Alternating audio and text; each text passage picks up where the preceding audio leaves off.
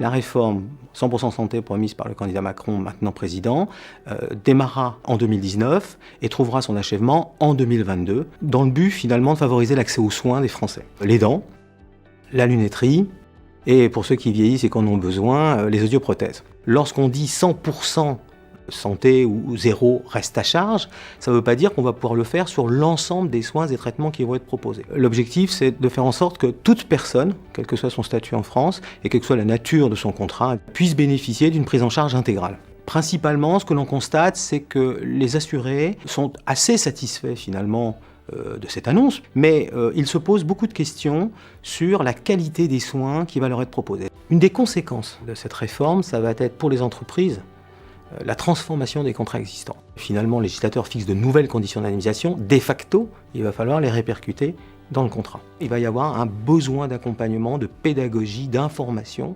réelle auprès des entreprises.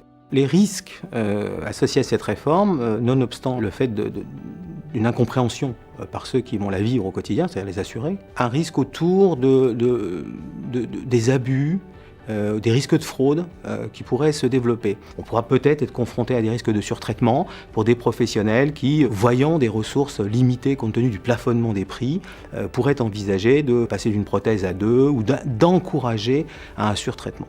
Pour moi et pour beaucoup de mes collègues, le rôle des plateformes santé va être renforcé. Il va falloir expliquer cette réforme et les plateformes sont tout à fait en mesure d'apporter aux clients de l'information pratique, opérationnelle, pour pouvoir expliquer cette réforme, y compris sur les aspects médicaux. Le recours à des outils digitaux ne veut pas dire qu'on fait n'importe quoi.